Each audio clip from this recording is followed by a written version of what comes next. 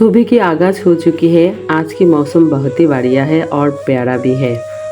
सेहत भी तंदुरुस्त, अच्छी और ठीक ठाक है। आज मैंने पहले ही बाहर की गार्डन की काटिंग और साफ़ सफाई करूँगी, बाद में खाना पकाना है। तो माय डियर फ्रेंड, कुछ टाइम मेरे साथ ही रहना और ज़्यादातर लाइक शेयर कमेंट भी करना, ठीक है जी। मुझे हिंदी इंग्लिश उतनी अच्छी आती नहीं है, बस थोड़ा थोड़ा कह सकती हो, लेकिन दूसरों की बातें सब समझ आती है इंशाल्लाह।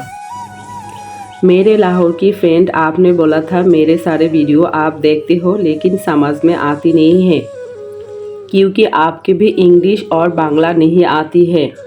खैर कोई बात नहीं है, लेकिन आपकी यूट्यूब लाइव शाम 8:30 बजे ज़रूर मैं आऊँगी।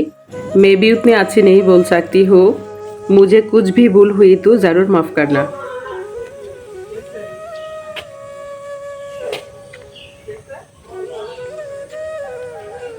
ফুল গাছটা ঝুঁকে গিয়েছে, তো আমি বেঁধে দেওয়ার জন্য চেষ্টা করেছিলাম। তো ভাবলাম সিকিউরিটি গার্ড আছে, ওনাকে বলি, উনি ছেলে মানুষ যেহেতু ভালো করে বাদ দিতে পারবে। একটা বল্লার কামড় খেয়ে উনি ওমাগো করতেছে বাচ্চাদের মতো করে। যাই হোক, বয়স্ক মানুষ হয়তো সহ্য ক্ষমতা কম থাকে, সেজন্য কাঁদতেছে এভাবে। আমি ওনাকে কচু পাতার ডোগা দিলাম, এটা রসটা দিলে নাকি ভালো হয়, বল্লায় কামড় দিলে দেয়। এই পাশে ফুল গাছের যে ডালগুলো আসছে সেগুলো আর বেঁধে দিলাম না, সবগুলা কাটিং করে দিলাম। কারণ কি, অনেকটা ছায়া পড়ছে তো বাকি চারাগুলোর মধ্যে প্রবলেম হয়ে যায়, ছায়া হলে তো অত ভালো হয় না গাছের ইয়েটা। আর ওনার কোনো ফ্রেন্ড হবে, একসাথে সিকিউরিটির কাজ করছে বাজারে, তো উনিও আসছে। উনি হাসতেছে ওনার অবস্থা দেখে, যে একটা কামড়ের জন্য এমন করে এই ধরনের কথা বলতেছে। আর উনি দেখেন কিভাবে হেঁটে চলছে, ফানি মনে হচ্ছে, একদিক দিয়ে কষ্টও লাগছে বেচারার জন্য, আবার হাসিও পাচ্ছে ওনার অ্যাক্টিভিটিসগুলো দেখে। সবাই মোটামুটি হাসাহাসি করছে ওনার অবস্থা দেখে। সবটা তো ভিডিওতে ক্যাপচার করিনি, ওনার যে লাভগুলো ছিল সেই দুর্দান্ত ছিল। তো যাই হোক, আমি ভেতরে কাটিং করে নিলাম অলরেডি। এবার ভেতরের যে জায়গাটা সেটা একটু ঝাড়ু দিয়ে নেব সুন্দর করে। আসসালামু আলাইকুম মাই ইউটিউব ফ্যামিলি, কেমন আছেন সবাই? আই হোপ সবাই ভালো আছেন। আলহামদুলিল্লাহ, আমরাও সবাই ভালো আছি। মাই ভিলেজ লাইফ আয়েশা চ্যানেলে সবাইকে স্বাগত। দূরেও কাছে যে যেখান থেকে দেখছেন প্রত্যেককে জানাচ্ছি আন্তরিক শুভেচ্ছা, অভিনন্দন। যারা আমার চ্যানেলটি সাবস্ক্রাইব করেছেন তাদের অসংখ্য ধন্যবাদ। যারা করেননি, প্লিজ চাইলে সাবস্ক্রাইব করে আমার বন্ধু হয়ে যেতে পারেন। ভিডিওটা প্রথম থেকে দেখার সময় প্লিজ একটা লাইক দিয়ে দিবেন আর ফুল ওয়াচ করবেন, আপনাদের কাছে রিকোয়েস্ট রইল। প্লিজ টেনে টেনে কেউ দেখবেন না, তাহলে ভিডিওর ইমপ্রেশন খারাপ হয়ে যায়। আপনাদেরও প্রবলেম হবে যদি চ্যানেল হয়ে থাকে কারো, আর আমার নিজেরও ক্ষতি হবে।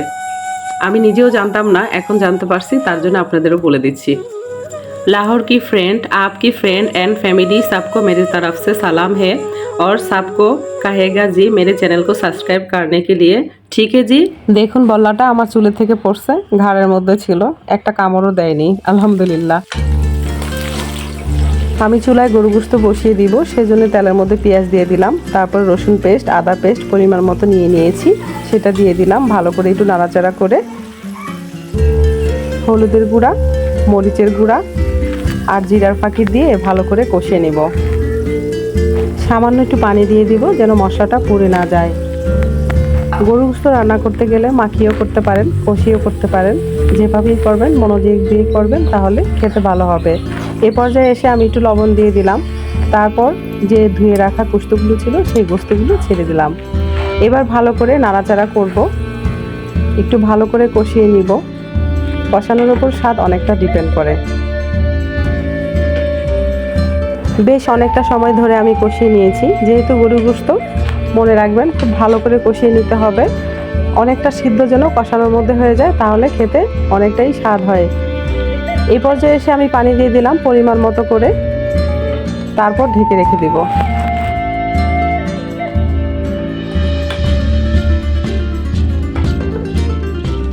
এবার আমি পোলার চালটা বসিয়ে দিব, যার কারণে আমি প্যানটার মধ্যে তেল গরম করে পেঁয়াজ দিয়ে দিলাম, গোটা কয়েক এলাচ দিয়ে দিলাম, তেজপাতা দিয়ে দিলাম। এবার প্রথমেই দিলাম রসুন পেস্ট, তারপরে আদা পেস্ট পরিমাণ মতো, যে যেমন খান তেমনই দিবেন।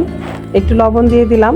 অনেকে শুধু পানির মধ্যে এইসব করে যা যা লাগে দিয়ে চাল দিয়ে দেন, আবার অনেকে কষিয়ে দেন। রান্না বললাম তো একটা শিল্প, যে যেভাবে রান্না করেন মনোযোগ দিয়ে রান্না করলে ভালো হয়। এবার আমি চালগুলো ভালো করে ভেজে নিব।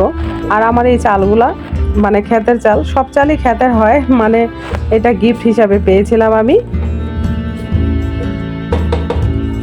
কবরের আযাবের কিছু বাস্তব ঘটনা। খলিফা আব্দুল মালেক বিন মারওয়ান থেকে বর্ণিত। একদা একজন যুবক খুব পেরেশান হয়ে কাঁদতে কাঁদতে তার নিকট এসে বলে, হে আমিনুল মুমিনিন, আমি একটা বড় গুনাহ করেছি, এই জন্য আমি তওবা করলে কি চলবে? তিনি জিজ্ঞেস করলেন, তোমার সেই গুনাহটা কি? উত্তরে যুবকটি বলল, হে আমিনুল মুমিনিন, আমি কাফন চুরি করার জন্য অনেকগুলো কবর খুঁড়েছি এবং সেগুলোতে বিস্ময়কর বিষয় দেখেছি। তিনি জানতে চান সেগুলো কি? যুবক বলল, আমি একদিন রাতে একটা কবর খুঁড়ে দেখি উক্ত কবরের বাসিন্দার মুখ কিবলার দিক থেকে অন্যদিকে ফিরানো। আমি এর থেকে তাড়াতাড়ি বেরিয়ে যাওয়ার ইচ্ছা করি, কিন্তু হঠাৎ করে কবর থেকে একটি আওয়াজ আসলো, কেন তুমি মুর্দার ব্যক্তিকে তার চেহারা ক্যাবলা বিচ্যুত হওয়ার কারণ জিজ্ঞেস করছো না? তখন আমি প্রশ্ন করলাম, কেন চেহারা বিচ্যুত হলো? তখন উত্তরে আসলো, এই ব্যক্তি নামাজকে কম গুরুত্ব দিত, এই জন্য তার পুরস্কার। আমি পুনরায় অন্য আরেকটি কবর খুঁড়ি। আমি দেখি যে উক্ত বাসিন্দার চেহারা শূকরের চেহারা রূপান্তরিত হয়েছে এবং তার গলা শিকল ও বেড়ি পরিণত অবস্থায় রয়েছে। এতে আমি ভয় পেয়ে যাই এবং বেরিয়ে আসার চিন্তা করি। হঠাৎ তখন কে যেন বলে উঠল, তুমি তার আমল ও কী কারণে আযাব হচ্ছে সেই সম্পর্কে জিজ্ঞেস করছো না কেন? আমি প্রশ্ন করলাম, কারণ কি? তখন উত্তর আসলো, সে দুনিয়ায় মদ পান করত এবং বিনা তাওবায় মৃত্যুবরণ করেছে। তৃতীয় ঘটনা হলো, আমি আর একটি কবর খুঁড়ে দেখি যে এর বাসিন্দাকে আগুনের তৈরি পেরেক দিয়ে মাটির সাথে বাঁধা হয়েছে এবং তার জিহ্বাকে পিছনে নিয়ে টেনে বের করে রাখা হয়েছে। আবারও কেউ আমাকে জিজ্ঞেস করছে, তুমি কেন প্রশ্ন করছো না? তো আমি প্রশ্ন করাতে সে উত্তর দিল, সে পেশাবের ছিটার ব্যাপারে সতর্ক ছিল না এবং একজনের কথা অন্যজনের কাছে বলে বেড়াতো, এই জন্য এর শাস্তি স্বরূপ এই হলো।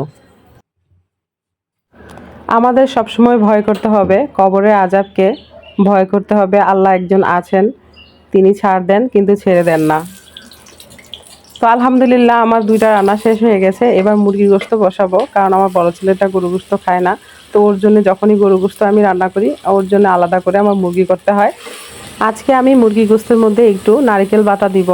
নারকেলটা দিলে টেস্টটা একটু ডিফারেন্ট হয়, সেজন্য নারকেলের গুঁড়াগুলা অবশ্য ফ্রোজেন করা ছিল, সেটা আমি বের করেছি। হালকা একটু শক্ত আছে, কিছুক্ষণ পরে আবার মেল্ট হয়ে যাবে। যারা আমার ভিডিও দেখছেন কিন্তু ভুলে গিয়েছেন লাইকটি দিতে, প্লিজ একটা লাইক দিয়ে দেন। মাই প্রিয়ারি ভিউয়ার্স, সবাই রান্নাগুলো জানেন কম বেশি, তো আজকের রেসিপিগুলো ওরকমভাবে বললাম না, সময়টা অনেক হয়ে গেছে, আসলে শরীরও ক্লান্ত হয়ে যায়। একটা কাজই যদি সকালবেলা করি তাহলে পরে অন্য কাজটা করার এনার্জি আমার থাকে না। আমি জানি না কেন এমন হচ্ছে, আগে তো সারাটা দিনই কাজ করতাম সকাল সন্ধ্যা, বাট এখন আর সেটা পারি না। আলহামদুলিল্লাহ আমার রান্নাগুলো হয়ে গেছে। তো এইখানটা দেখছেন পোলাও আছে, মাশাল্লাহ অনেক সুন্দর হয়েছে রান্নাটা, খেতেও কিন্তু দুর্দান্ত হয়েছে। এখানে আছে গরু গোশত, মাশাল্লাহ এটা কালারও জোশ হয়েছে। তো মুরগি গোশতটা আমি পরে নিয়ে আসছি। আমি প্রথমে বড় টেবিলে দিয়েছিলাম খাবার, কিন্তু আমার হাজব্যান্ড বলতেছে যে না আমার রুমে নিয়ে আসো। তো কিছু করার নেই, যে হুকুম আজ্ঞা, আপনি যা বলবেন তাই হবে। তো নিয়ে আসলাম এখানে, ওনাকে খেতে দিলাম। যদিও উনি পোলট্রি মুরগি খায় না, কিন্তু আমি এখানে এনে রেখেছি ভিডিও সৌন্দর্যের জন্য, সত্যি কথা বলতে। তো আমিও খাবো না আমি এখন, কিন্তু যখন খাবো এখান থেকে নিয়ে নিব, সেই সুবাদেই নিয়ে আসছি অ্যাকচুয়ালি। তো মিস্টারকে বলছি যে সাদা ভাত আছে, তুমি খেলে নিতে পারো। তো উনি বলছে ঠিক আছে দাও তাহলে। সে গরু গোশত হলে আর কিছু লাগে না, আর কোনো কিছুই সে নিবে না, গরু গোশতটা খুব পছন্দের ওনার।